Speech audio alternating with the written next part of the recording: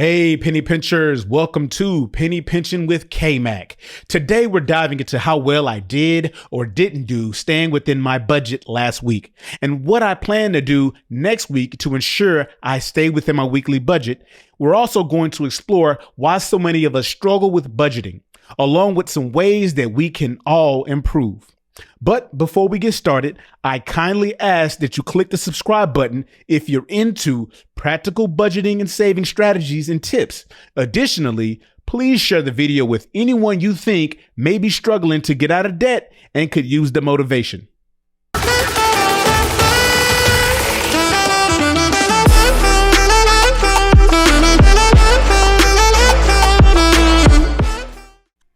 Well, Penny Pinchers, here's the deal. I totally blew my budget out the water last week, like completely.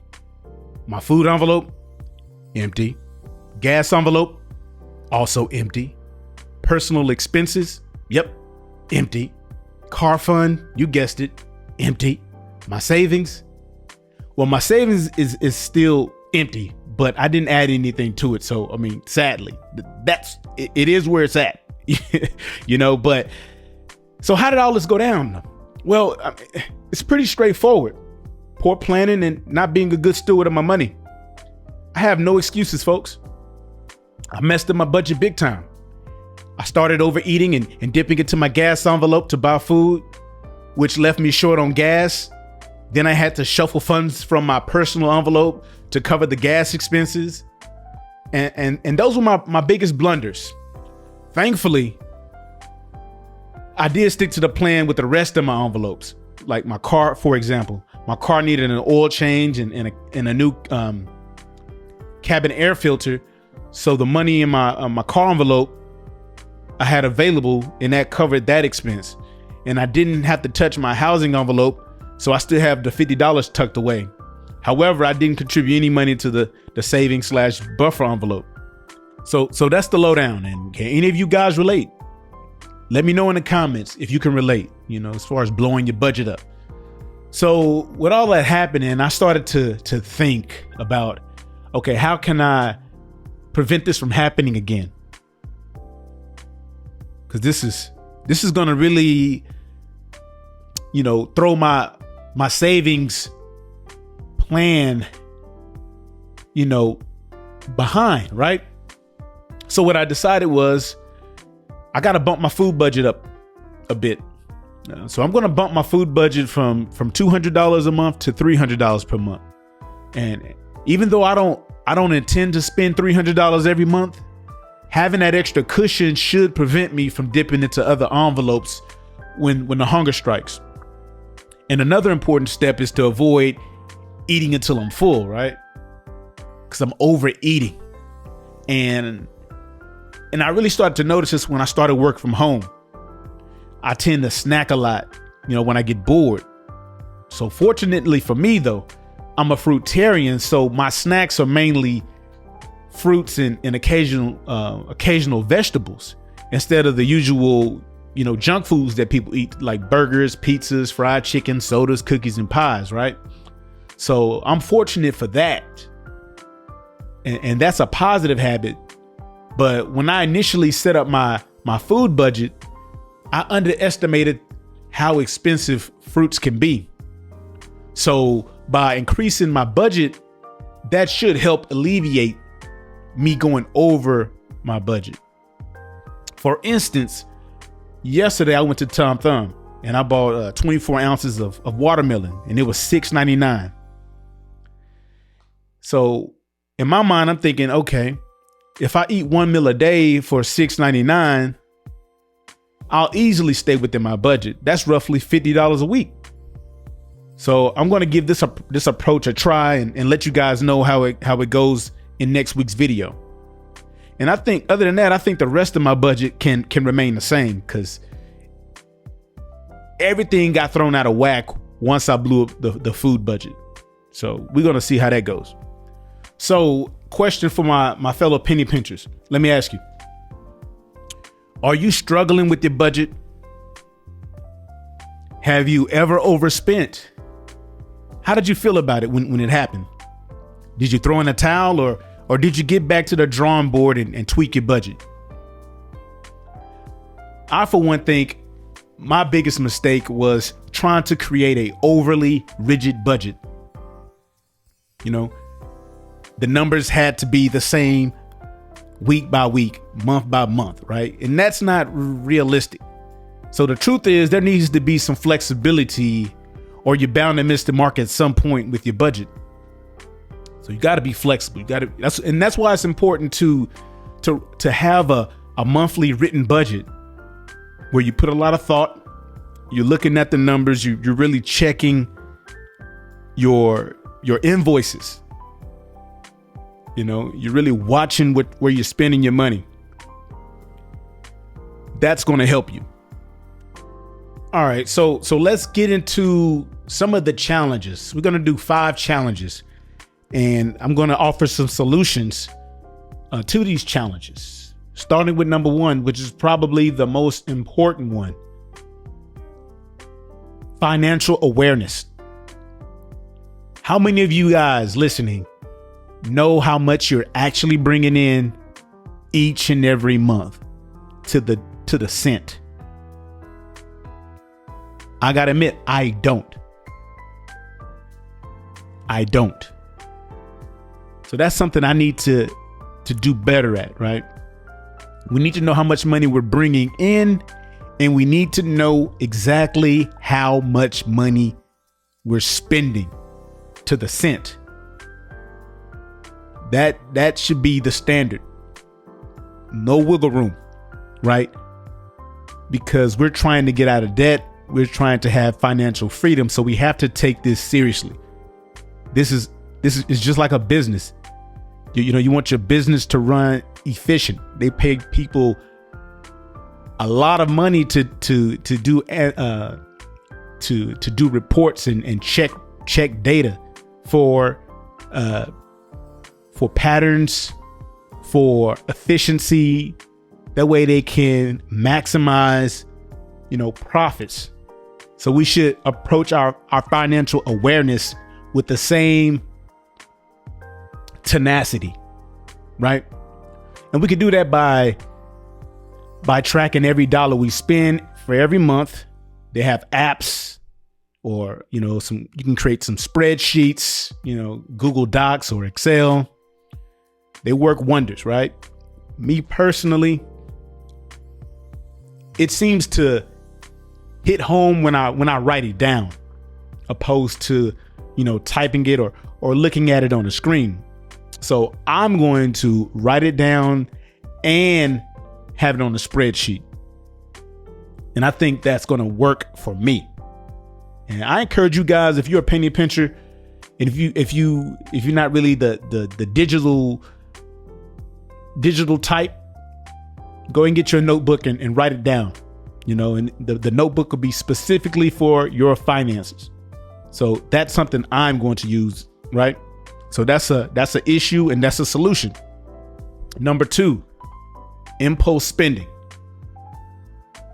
I'm one of those. I'm guilty of that. Not so much when it comes to like material things such as, clothes and shoes or anything like that. It's more on opportunities, right? Which is kind of how I'm going to tell this story later. But one of the main reasons why I got into debt in the first place was, I guess you could say, I fell victim of the get rich quick scheme. The opportunities to leave the 9-to-5 and be my own boss, paying for courses, buying all type of equipment that ended up sitting on a shelf or in a box somewhere. Just buying a lot of things, thinking that there were going to be assets that was going to help me reach my goal. And it never took off, right? And a lot of it has to do with me. Maybe I didn't put in the work. I admit it. I didn't put in the work or time that I needed to get that accomplished. But you see what I mean, right? If I had just taken the time and really sat back and said, am I really going to do this? Maybe I wouldn't have bought that course. Maybe I wouldn't have bought this piece of equipment, right? Because impulse spending is the kryptonite to budgeting. So one trick to give yourself some time before you splurge on something is to sleep on it for a night, or give yourself a week. Like, hey, you know what? Make a rule for yourself, especially if it's something that's not a necessity. Say, hey, I'm gonna sleep on it for a night or two, or give myself a week. And if I still feel strongly about it, then maybe I'll go ahead and pick it up. But we got to say no to that immediate impulsive urge to make that purchase, right? And it's amazing how many impulse buys lose their appeal after some time passes. I've done that a couple of times. I can't remember what it was, but that's happened before. Okay. Number 3, irregular income. You know, for the side hustle people, you know, people that have unpredictable paychecks. You know, you doing some freelance work, you got your side hustles, you know, you doing your DoorDash, your Uber, you know, things like that. I mean, your money isn't as predictable as if you was a salary worker, right? So that could be a bit of a challenge. So one thing that would help is to build your emergency fund to cover any months that may occur when you're having a downtime, when business is slow, right? So that's going to give you time to have, it's going to give you a safety net, right? It's going to catch you when things get real shaky. So that's a solution there, because when things get shaky, you're going to overspend, you're going to make an impulsive decision, and it's really going to it's going to freak you out. So that's another step. Another reason why people fail, they fail to track their expenses. You know, how many of us fall victim to the subscriptions, right? There's a subscription for pretty much every network. If you're into football or sports or whatever, I mean, you got Fox, Amazon, what's that other app? Peacock, Yahoo. I mean, you name it. You know, they're hidden subscriptions that you no longer use. They just pull money out of your account. You're not really paying attention to it. So we gotta be diligent in that approach, on that aspect, right? We got to start really monitoring like the transactions. Really got to start looking at our statements. I would say weekly, you know, see if anything is coming out of your account that you're not familiar with. Like, what is that?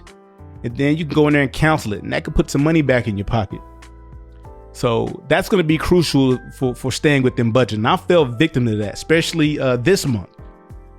You know, I had some expenses, some subscriptions that I paid for like a year ago, and it was time to renew the subscription, and they had already taken that money out, and I totally forgot that I was supposed to pay that, you know, this month. So that threw my budget off the way. I mean, threw my budget off a little bit. So we really gotta stay on top of our checking and savings accounts. You know, any whatever you use to track your spending, you need to be watching it like a hawk. Watching it like a hawk. And I say, you know, check it weekly until you really get your budget on point. That way you can find that there's some holes in your budget, right? And once you get those resolved, you know, building a budget is going to be a lot more enjoyable. You know, it's not going to stress you out as much. See, like right now, I'm not quite stressed, but I do feel like a bit of a failure in the sense of, man, I completely, you know, blew my budget out the water, you know, but that's why we're talking about it. You know, we acknowledge it, and that's the first step. You know, you want to acknowledge the issue, and then you can then start thinking about some solutions, right? I'm not going to just be here and complain about things. I want to offer some solutions as well. And number 5, the lifestyle. If you're on social media, I mean, it's all about lifestyle, and that's really the silent budget killer, traveling when you're broke. In my opinion, if you owe money, you're broke, right? So there's a lot of, it's the traveling lifestyle, the nice fine dining, lifestyle. That's killing your budget. That's killing your savings. That's killing your financial freedom, right? So we got to get on top of that, because the lifestyle is pretty much like trying to hold on to a balloon that keeps getting bigger and bigger and bigger. You're never going to win. And all it's doing is eating at your wealth, reducing opportunities, reducing your leverage. And a lot of times, some of those items that we buy or things that we do, it's not really worth it. We end up doing things that we would have done locally at home, or the items would just be sitting in the closet, So we just got to be a little more mindful of where we are. And if you need certain things, you need to do certain things in order to feel good about yourself, then you need to take some time and really get to know who you are and really figure out what works for you. Maybe, perhaps, you need these budget killers in order for you to feel happy. But I don't think that's really true. I think a lot of us haven't taken the time to really get to know who we are and know what makes us tick and what brings us peace. And I think a lot of that comes with, just having that internal peace. Right. So the other day, I stumbled across this article on nerdwallet.com. And in the article, I found some intriguing findings. According to a survey, a whopping 84% of Americans who have monthly budgets admit to occasionally exceeding it. And even more striking, of that 84%, 44% resort to using credit cards to cover the extra expenses. So what's happening, guys, is me going over my budget or you going over your budget. That's our normal behavior. As you can see, it's 84%. So it's clear that overspending is a common occurrence. But you know what? I dare to be different. And I hope you feel the same way too. So let's strive to break away from that cycle and master our budgets together. Let's get it. So there you have it, folks. Budget can be very challenging, but with some awareness, planning, and a bit of flexibility, we can overcome these hurdles. So remember, we're all in this together, striving for financial freedom, one budget at a time. So in closing, if you found this video helpful, don't forget to hit that subscribe button for more practical budgeting tips and strategies. Share this video with anyone who could use some motivation on their journey to financial stability. And remember, together, let's conquer our budgets and build a brighter financial future. Thanks for watching, and I'll see you on the next one. Peace.